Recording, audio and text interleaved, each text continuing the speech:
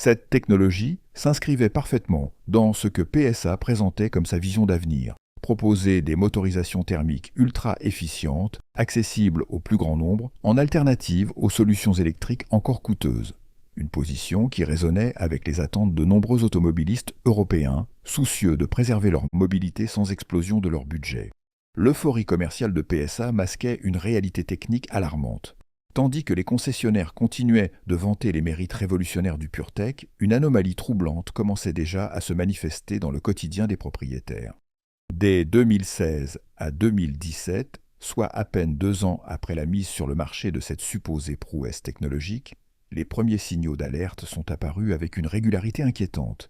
Imaginez la stupeur des premiers propriétaires lorsque, au volant de leur véhicule pratiquement neuf, le voyant d'huile s'allumait soudainement. Ce scénario s'est répété avec une fréquence déconcertante. Des vidanges effectuées selon les préconisations du constructeur, suivis quelques milliers de kilomètres plus tard par ce même voyant d'alerte, annonciateur d'un problème bien plus profond qu'une simple maintenance négligée. La manifestation initiale du dysfonctionnement prenait la forme d'une consommation d'huile anormalement élevée. Des propriétaires rapportaient avoir besoin de rajouter régulièrement de l'huile entre 2 entretiens programmés, phénomène totalement inattendu sur des moteurs modernes et récents. S'ajoutaient à cela des vibrations inhabituelles et des cliquetis suspects, symptômes que tout automobiliste expérimenté reconnaît comme préoccupants. Face à cette situation, la réaction des concessionnaires s'est avérée particulièrement révélatrice. Plutôt que de reconnaître l'existence d'un problème structurel, le réseau commercial a systématiquement minimisé ces symptômes, assurant aux clients inquiets que ces comportements étaient normaux pour ce type de motorisation. Cette stratégie d'apaisement s'appuyait sur un document technique officiel du constructeur, particulièrement controversé. Dans ce document, PSA affirmait sans sourciller qu'une consommation d'huile atteignant 1 litre tous les 1000 km devait être considérée comme normale pour les moteurs PureTech.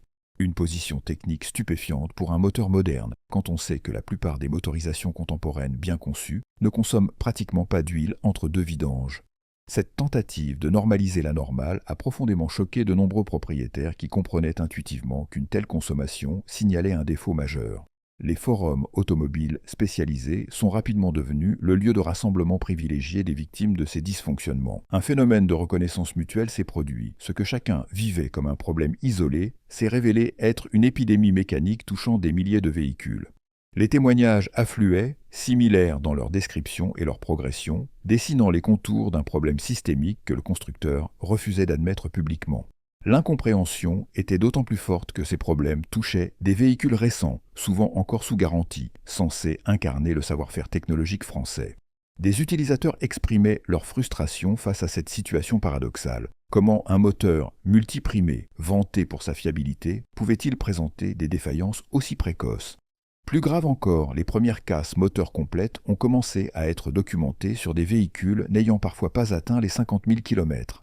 Des défaillances catastrophiques qui laissaient les propriétaires avec des réparations coûteuses et des interrogations légitimes sur la qualité intrinsèque de cette technologie. Ces cas extrêmes, bien que moins fréquents que les simples surconsommations d'huile, constituaient néanmoins la preuve la plus flagrante d'un vice de conception. L'ampleur exacte du phénomène de surconsommation d'huile s'est révélée considérable.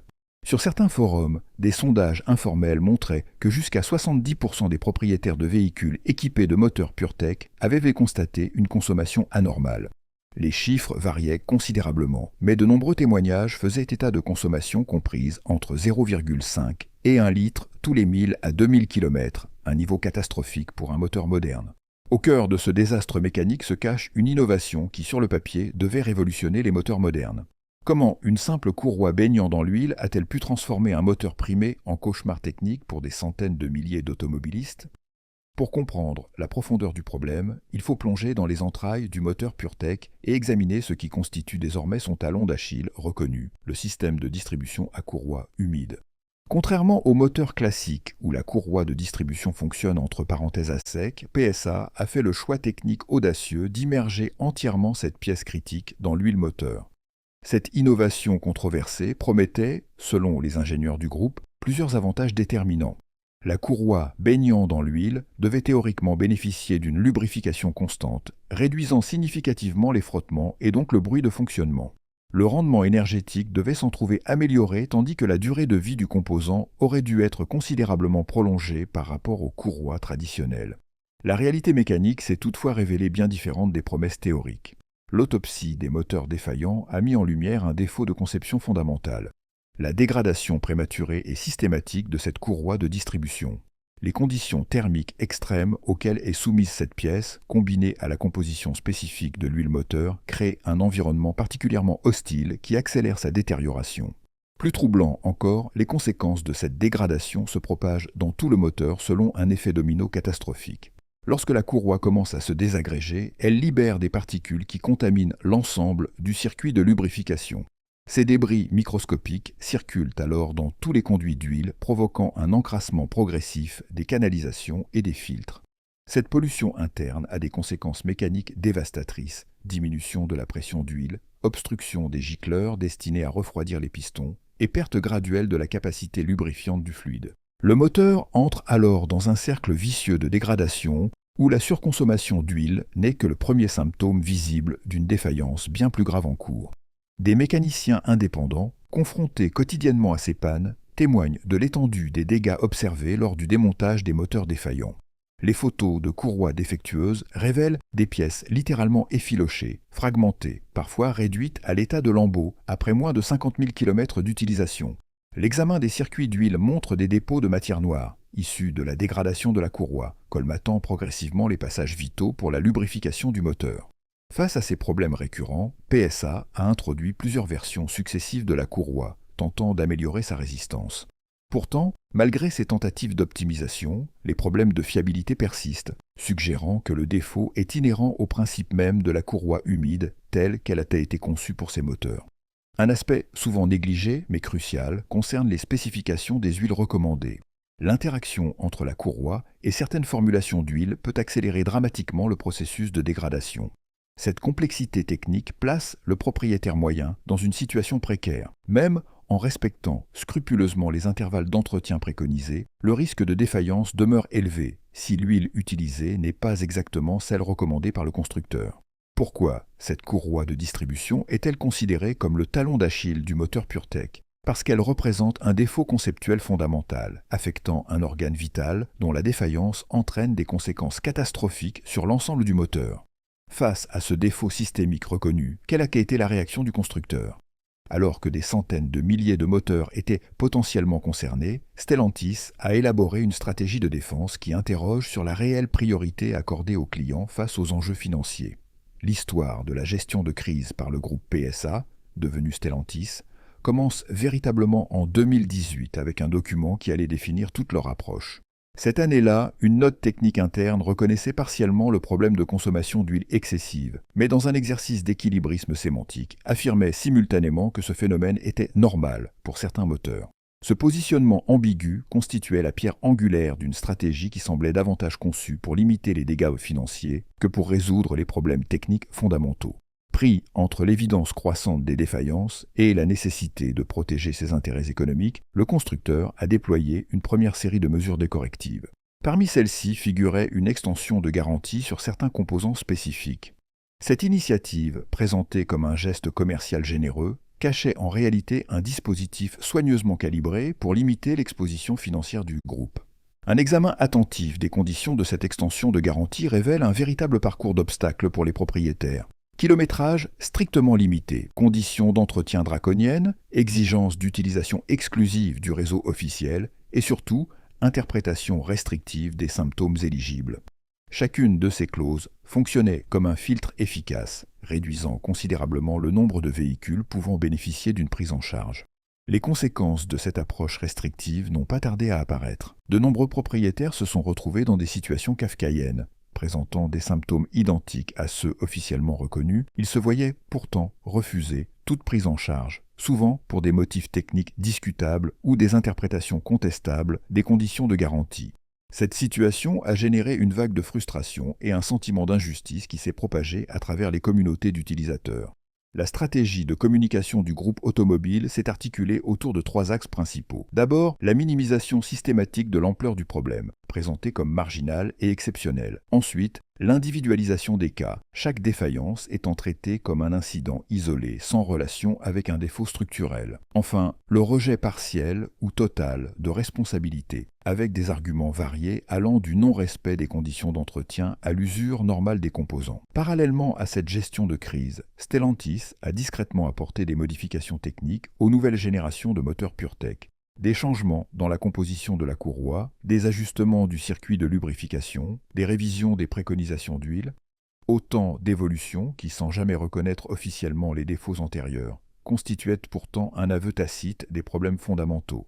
Cette approche contradictoire, corrigée sans admettre, a considérablement nui à la crédibilité du constructeur et alimenté la méfiance des consommateurs. Le problème fondamental des réparations effectuées sous garantie réside dans leur nature même. En remplaçant simplement les pièces défaillantes par des composants identiques ou légèrement modifiés, sans adresser les défauts conceptuels sous-jacents, ces interventions ne faisaient que repousser l'échéance d'une nouvelle défaillance, la courroie de distribution et ses conséquences sur la lubrification du moteur, représentant un défaut structurel lié à la conception même du système. Une simple substitution de composants ne pouvait constituer une solution pérenne. L'analyse des données recueillies auprès des propriétaires révèle un taux de récidive alarmant après ces interventions sous garantie. Les réparations temporaires, insuffisantes pour traiter la cause profonde, se soldaient fréquemment par une réapparition des mêmes symptômes quelques milliers de kilomètres plus tard, souvent juste après l'expiration de la période de garantie étendue. Abandonnés par le service après-vente et confrontés à des pannes récurrentes, les propriétaires de PureTech se trouvent dans une impasse individuelle apparemment insoluble. Mais sur quel terrain peut-on attaquer un constructeur automobile qui a vendu des millions de véhicules potentiellement défectueux? La réponse est triple. Vices cachés, tromperie sur la marchandise et défaut de conformité. Ces trois fondements juridiques constituent l'armature principale des procédures engagées contre Stellantis, formant un front légal sans précédent dans l'histoire du contentieux automobile européen. Le droit européen de la consommation offre un cadre particulièrement favorable aux plaignants dans cette affaire. La notion de vice caché, pierre angulaire du recours des propriétaires lésés, s'applique parfaitement au problème des moteurs PureTech. Ce vice, invisible à l'achat mais compromettant l'usage normal du véhicule, engage directement la responsabilité du constructeur. La tromperie sur la marchandise constitue le second pilier juridique, s'appuyant sur l'écart conséquent entre les promesses de fiabilité avancées par Stellantis et la réalité vécue par les utilisateurs. Enfin, le défaut de conformité complète cet arsenal, soulignant l'inadéquation entre le produit vendu et l'usage raisonnablement attendu d'un moteur moderne. Des cabinets d'avocats spécialisés, tels que Victimes du moteur PureTech, ont pris en charge ces dossiers complexes. Une particularité remarquable de ce litige réside dans sa dimension transnationale. Les procédures se déroulent simultanément dans plusieurs juridictions européennes, avec une coordination stratégique entre les différents collectifs nationaux. Pour étayer leurs requêtes, les plaignants disposent d'un arsenal de preuves particulièrement convaincant. Des documents techniques internes à Stellantis ont été obtenus, révélant que l'entreprise avait connaissance des problèmes structurels bien avant que le public n'en soit informé. Ces pièces constituent le cœur de l'argumentation juridique. À cela s'ajoutent des témoignages d'anciens employés du groupe qui confirment cette connaissance préalable des défauts, ainsi que des expertises indépendantes démontrant le caractère intrinsèquement défectueux de la conception du moteur. L'argument central, développé par les avocats des plaignants, est particulièrement incisif. Stellantis était pleinement conscient des défauts majeurs de ses moteurs PureTech, mais a délibérément poursuivi leur commercialisation à grande échelle. Cette connaissance préalable transforme radicalement la nature du litige. À titre comparatif, le coût moyen d'un remplacement complet de moteur avoisine les 8 000 € par véhicule, sans compter les frais annexes et indemnités. Multiplier ce montant par les centaines de milliers de voitures potentiellement éligibles, et l'impact sur les finances du groupe pourrait s'avérer dramatique. Le succès de cette action collective pourrait également créer un précédent juridique majeur, transformant durablement l'équilibre des forces entre constructeurs automobiles et consommateurs européens. En mettant en lumière les pratiques opaques d'un géant de l'industrie, cette affaire pourrait inciter les législateurs à renforcer significativement les obligations de transparence et de responsabilité des constructeurs. L'onde de choc provoquée par l'affaire PureTech s'étend désormais bien au-delà des tribunaux, tandis que l'action Stellantis plongeait de près de 30% depuis le début du scandale. Un phénomène plus inquiétant se dessinait en coulisses. La valeur de revente des véhicules équipés de ces moteurs s'effondrait sur le marché de l'occasion, créant une double peine pour les propriétaires déjà lésés. Cette chute brutale de la confiance des investisseurs n'est que le reflet d'une réalité plus profonde. Les études de satisfaction client révèlent une érosion sans précédent de la crédibilité des marques Peugeot, Citroën et DS, avec une baisse spectaculaire de 15% des indices de confiance. Les intentions d'achat pour ces marques ont subi un recul considérable, particulièrement auprès des clients fidèles qui constituaient jusqu'alors le socle de leur clientèle. Financièrement, les conséquences pour Stellantis dépassent largement le cadre des procédures judiciaires. Le groupe a dû constituer des provisions massives pour faire face aux réparations et indemnisations potentielles, contraignant ses dirigeants à réviser drastiquement leurs objectifs financiers. Les analystes estiment que ces pertes pourraient atteindre plusieurs milliards d'euros, un coup dur pour un groupe déjà confronté à d'autres défis structurels. Stratégiquement, ce scandale a provoqué un virage technique majeur. Stellantis a discrètement amorcé l'abandon progressif de la technologie PureTech, privilégiant désormais des solutions techniques alternatives dans ses nouveaux modèles. Cette réorientation forcée représente un aveu tacite de l'échec d'une technologie sur laquelle le groupe avait massivement investi et communiqué pendant près d'une décennie. Au-delà de Stellantis, c'est tout le secteur automobile qui subit les répercussions de cette affaire. Les constructeurs concurrents observent avec attention les développements de ce scandale, sachant qu'ils pourraient eux-mêmes faire l'objet d'un examen similaire pour leurs propres innovations techniques. En réaction, nombreux sont ceux qui ont renforcé leurs protocoles de test de durabilité et leur contrôle qualité, implémentant des normes plus strictes pour leurs nouveaux modèles. Sur le plan réglementaire, les autorités européennes ont pris note de cette défaillance industrielle majeure. Des propositions de loi visant à accroître la protection des consommateurs sont actuellement en discussion, avec une attention particulière portée sur la transparence technique. L'idée d'imposer aux constructeurs une obligation légale de divulgation des défauts connus gagne du terrain dans les couloirs de Bruxelles, soutenue par les associations de consommateurs qui y voient un moyen de rééquilibrer les forces. Pour les propriétaires actuels de véhicules équipés de moteurs PureTech, les conséquences sont immédiates et douloureuses.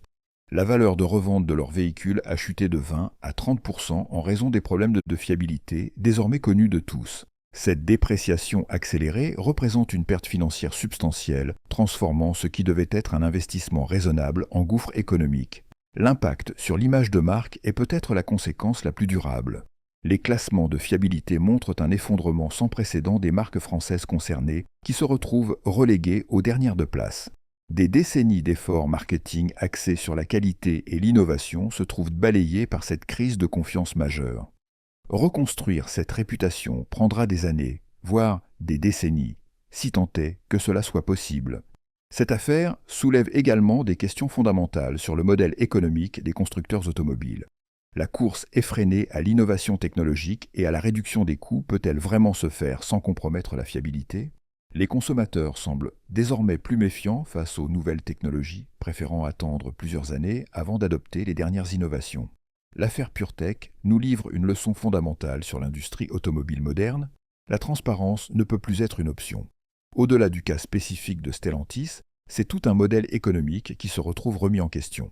La course effrénée aux innovations marketing sans validation technique suffisante mène inévitablement à des catastrophes industrielles.